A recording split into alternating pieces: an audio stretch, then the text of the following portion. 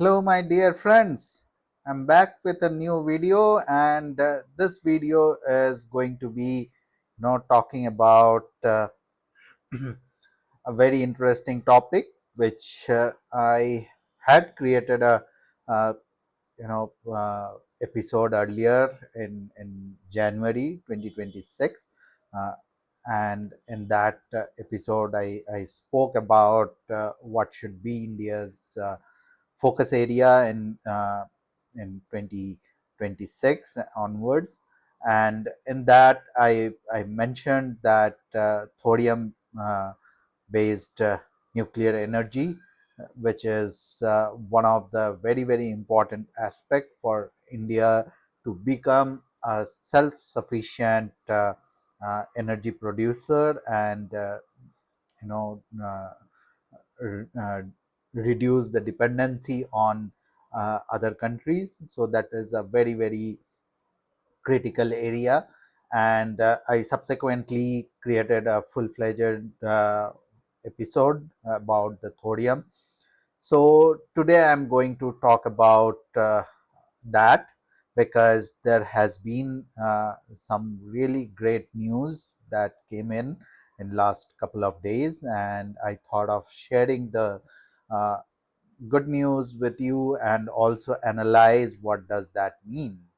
um, so uh,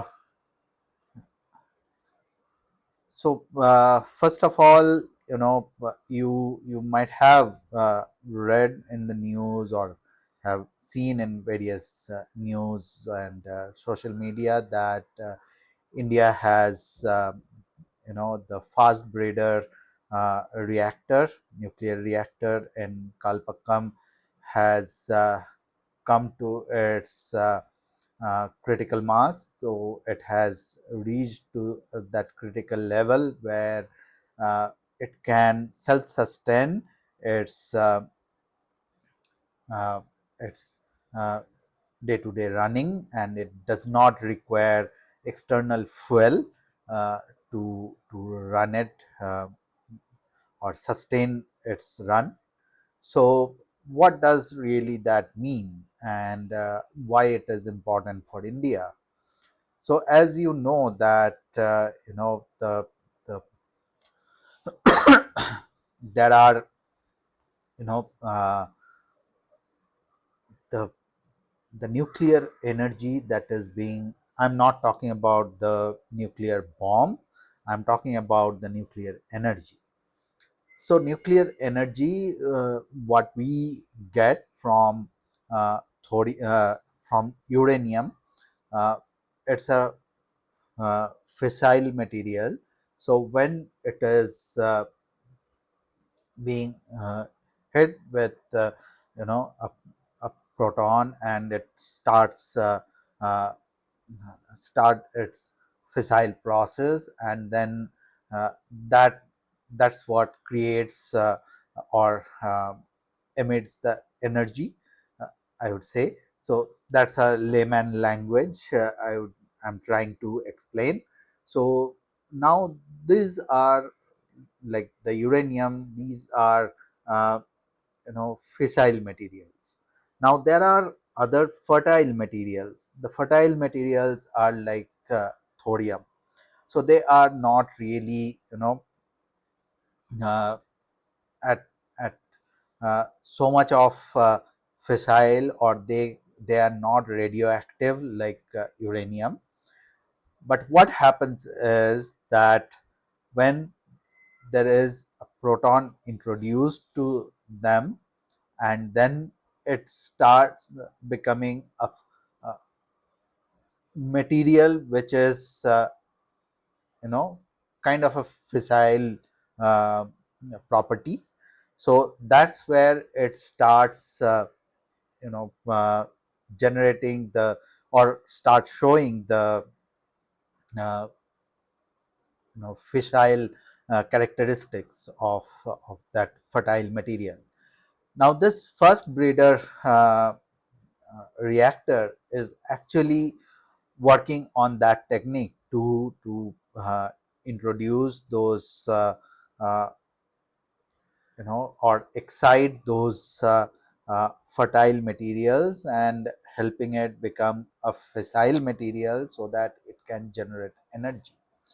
Now, as you know that uranium, India depends on various other countries to uh, buy the uranium, and which is being used as a fuel for all these reactors to generate power, generate electricity to a vast majority of areas nowadays in various places. India has considerably increased the electricity generation uh, from the nuclear energy.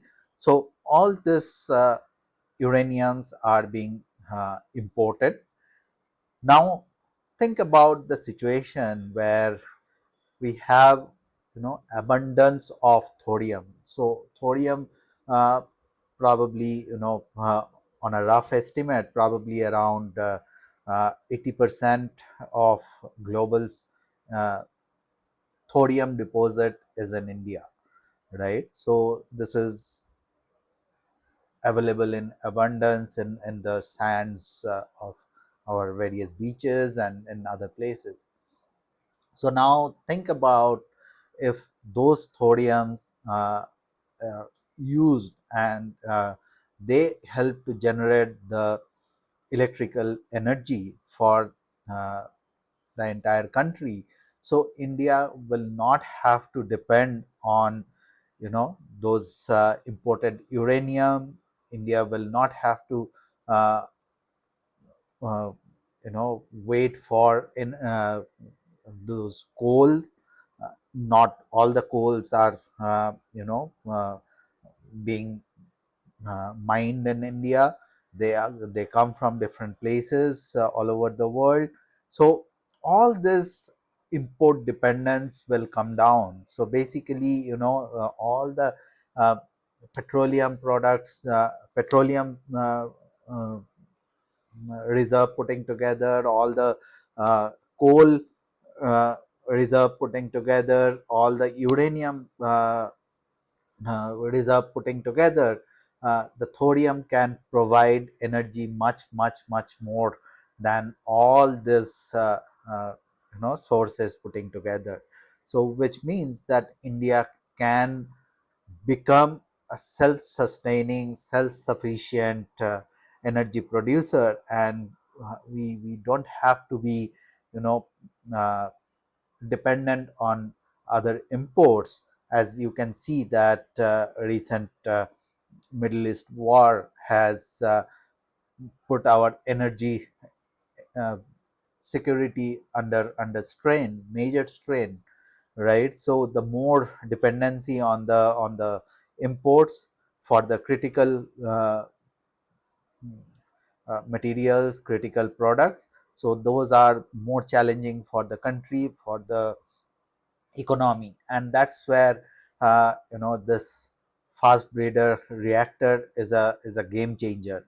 So we all know that India has been working on it for very long time, but for this coming to that criticality is really the game changer for the future. And there are, I'm not saying that it has started generating the electricity. No, it is just has reached that critical stage where it can sustain, self sustain its uh,